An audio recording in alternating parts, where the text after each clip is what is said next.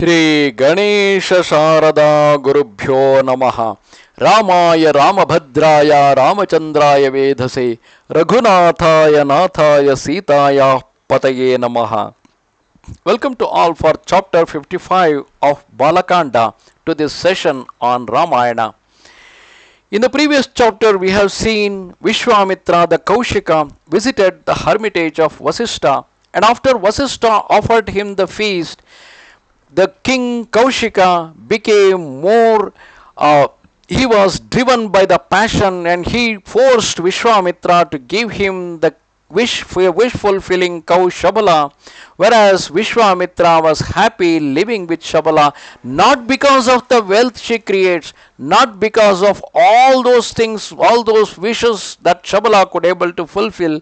He was living with Shabala because Shabala was giving him the spiritual energy. She was helping him to perform all the yajna. She was helping him to acquire the knowledge, and as a Brahmana, Vasista was more interested in that knowledge, in performing the yajnas, in doing his daily rituals, rather than all those treasures which Vishwamitra offered, the heaps of gold, heaps of silver, many elephants, horses.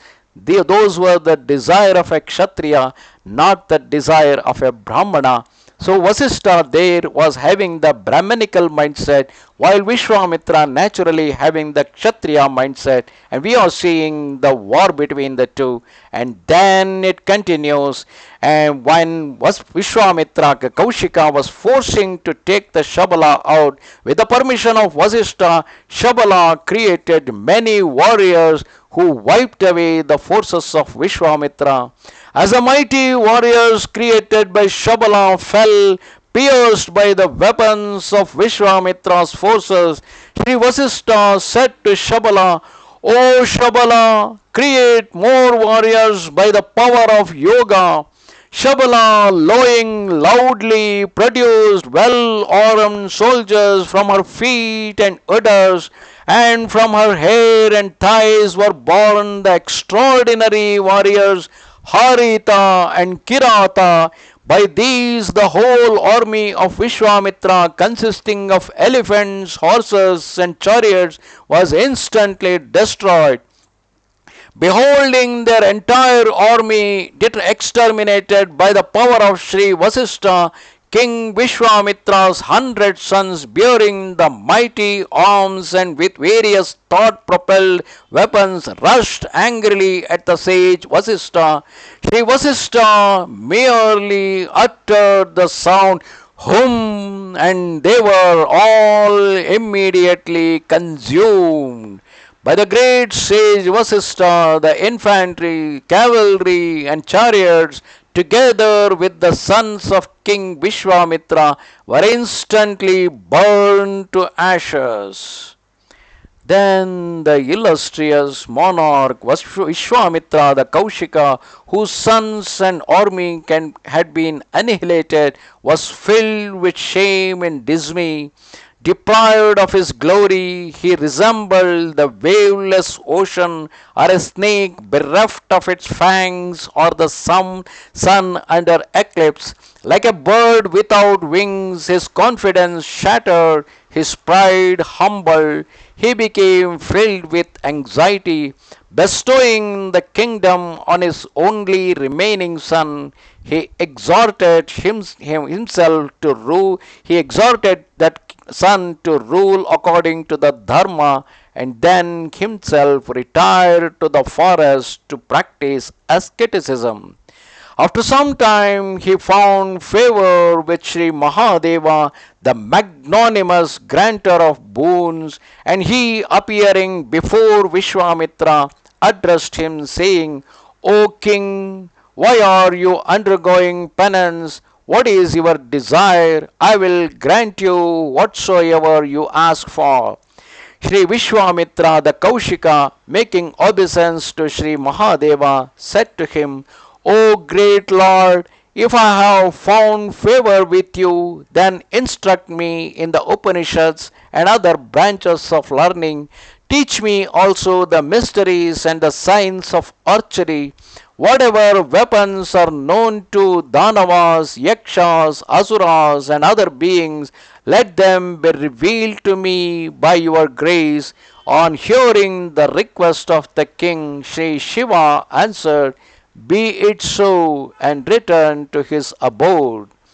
King Vishwamitra, having acquired the various weapons from Mahadeva, became as happy as the sea at the time of full moon.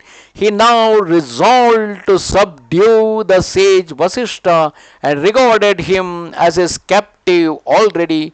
Proceeding to his hermitage, he discharged his great weapons like rain, setting the forest of Tapovana ablaze.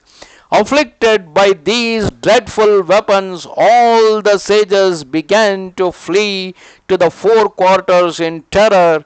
Even the disciples of Sri Vasista, together with innumerable birds and beasts, escaped hastily in every direction.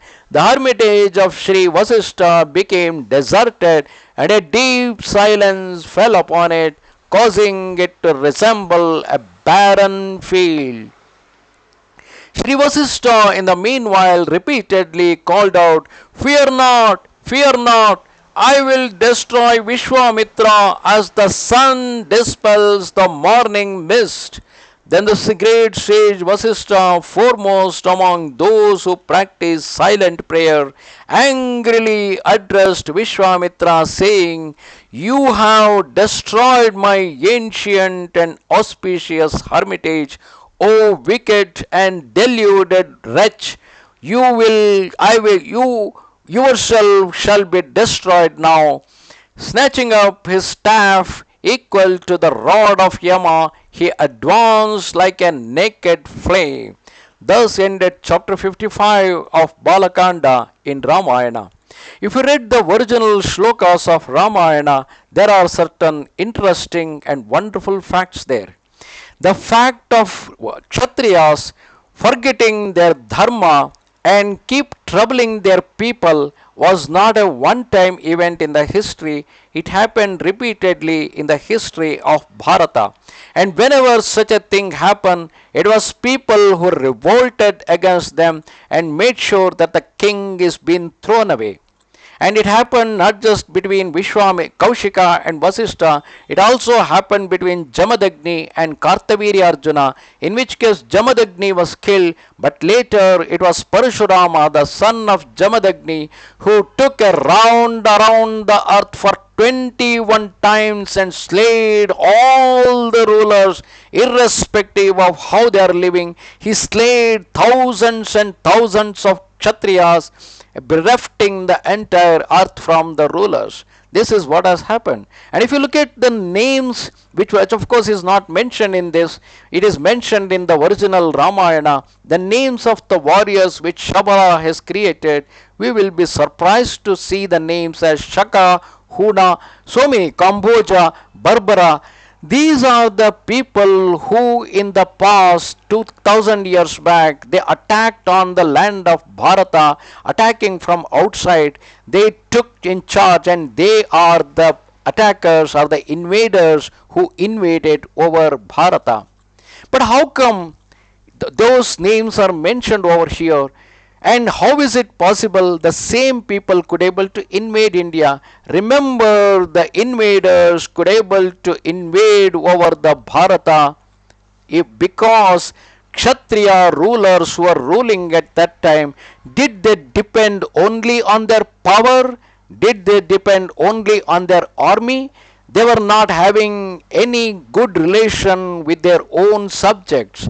Had those rulers had a good relation with their subjects, and if they treated their subjects, if they treated their citizens as their own sons, then those sons, those subjects, those citizens would also have treated their ruler as their father, and they would have stood by their ruler. And if all the subjects and all the citizens stood by their ruler, which invader would be able to invade this land? It would never be possible, because even in the recent past we have seen why British could able to invade over Bharata.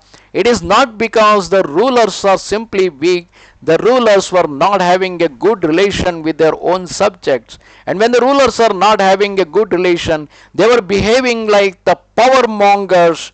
Then, under such circumstances, the subject started feeling, was it our own ruler or was it a foreign invader? What difference it makes?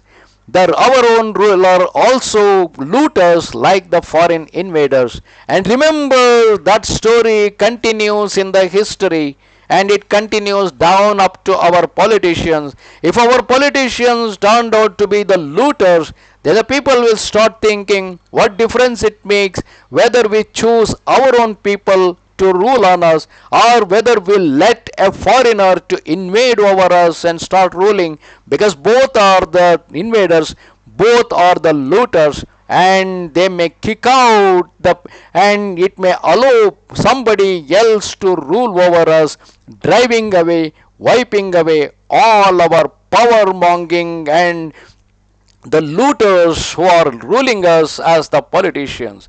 Namaste Sharada Devi Kashmira Puramasini Twamaham Prarthaye Nityam Vidya Danancha Dehime. Goodbye.